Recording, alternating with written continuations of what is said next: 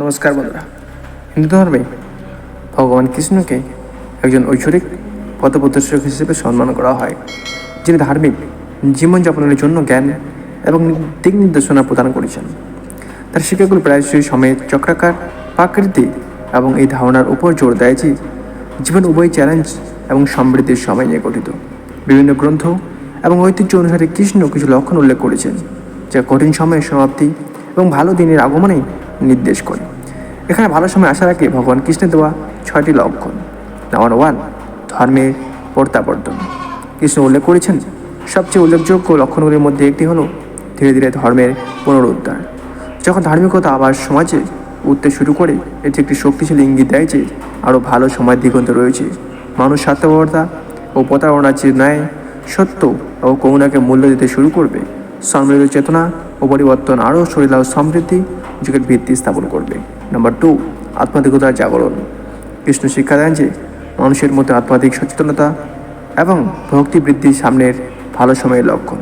যখন ব্যক্তি এবং সম্প্রদায়গুলি স্বর্গীয় দিক নির্দেশনা খুঁজতে এবং ঈশ্বরের সাথে গভীর সংযোগ করে তোলার জন্য অভ্যন্তরীণ দিকে ফিরে যেতে শুরু করে, তখন এটি অজ্ঞতা এবং আত্মাধিক অন্ধকারের সময়কালের সমৃদ্ধির ইঙ্গিত দেয়। এই আত্মাধিক জাগরণ বৃহত্তর অভ্যন্তরীণ শান্তি এবং সম্মিলিত মঙ্গলের দিকে পরিচালিত করবে। নাম্বার 3, জ্ঞানী ও ন্যায়পরায়ণ নেতাদের আবির্ভাব। ভালো সময় আরেকটি লক্ষণ হলো জ্ঞানী, ন্যায়পরায়ণ এবং সহানুভূতিশীল নেতাদের আবির্ভাব। কৃষ্ণের মতে যখন সমাজ এবং ব্যক্তিত্বের দ্বারা পরিচালিত হয়, যারা মানুষের কল্যাণকে অগ্রাধিকার দেয় এবং ধর্মকে সমর্থন করে, তখন একটি শূন্যযুগের সূচনা করে।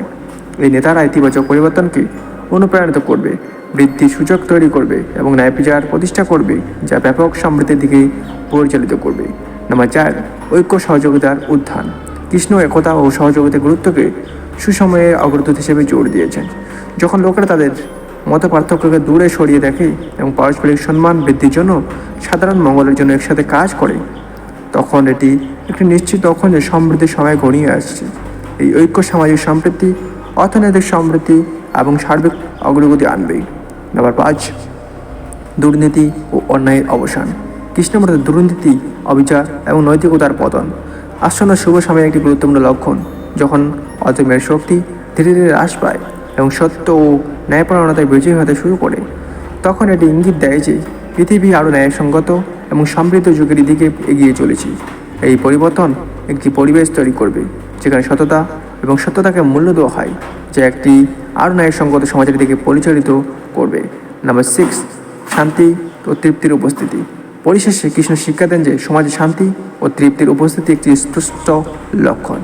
যে ভালো সময়ের কাছাকাছি মানুষ যখন অতীতের উদ্বেগ এবং চাপ থেকে মুক্ত অভ্যন্তরীণ প্রশান্তি এবং সন্তুষ্টির অনুভূতি অনুভব করে, তখন এটি বোঝায় যে সংগ্রামের সময়কাল শেষ হচ্ছে।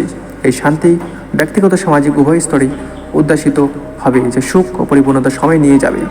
এই 6টি লক্ষণ ধর্মের প্রত্যাবর্তন, আত্মিক জাগরণ, জ্ঞানী নেতাদের আবির্ভাব, ঐক্যের উত্থান, উন্নতির অবসান এবং শান্তির উপস্থিতি, এই সূচকগুলি যে অতীতের চ্যালেঞ্জ ও অসুবিধাগুলি সমৃদ্ধি একটি নতুন যুগের পথ দেখাচ্ছে এবং মঙ্গল ভগবান কৃষ্ণের শিক্ষাগুলি আমাদের মনে করে দেয় যে জীবন যখন চক্রাকার এবং উত্থান পতনে ভরা, আমরা যদি ধার্মিকতা এবং আত্মদেবতার প্রতি আমাদের অঙ্গীকারে অবিচল থাকি, তাই ভালো সময়গুলি সর্বদা দিগন্ত থাকে। সো বন্ধুরা, এরকম সাবস্ক্রাইব করে পাশে থাকুন। জয় হিন্দ, বন্দে মাতরম, ভালো থাকি, জয়।